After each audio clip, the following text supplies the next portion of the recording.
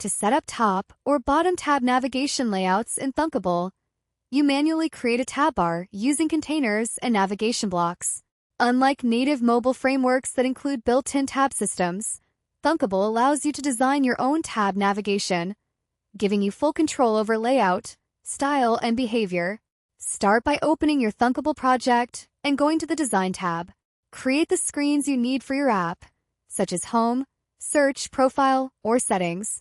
Each screen will represent one tab in your navigation system. For bottom tab navigation, begin by adding a row container at the bottom of each screen. This row will act as your tab bar. Inside the row, add buttons or icon elements for each tab option. Label them clearly so users understand what each tab represents. Once your tab bar is designed, copy the same layout across all screens. This ensures consistent navigation, so users always see the same tabs regardless of which screen they are on. Next, switch to the Blocks editor. For each tab button, add navigation logic. When a user taps a tab, the app should navigate to the corresponding screen. For example, tapping Home should navigate to the home screen, and tapping Profile should navigate to the profile screen. To improve usability, you can also visually indicate the active tab. This can be done by changing the button color, background, or icon style depending on which screen is currently active. This helps users understand where they are in the app.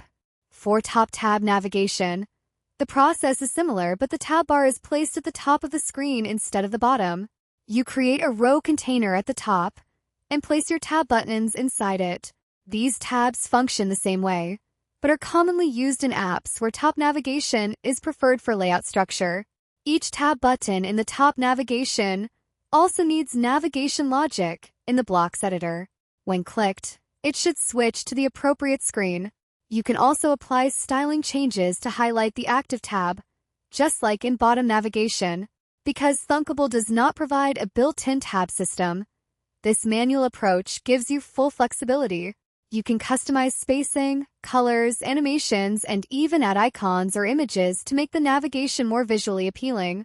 Once everything is set up, test your app using the live preview. Make sure each tab correctly switches screens and that the layout remains consistent across all pages. And that's how you set up top or bottom tab navigation layouts in Thunkable. Build a row-based tab bar, connect each button to navigation blocks, and style it consistently across screens for a smooth app experience.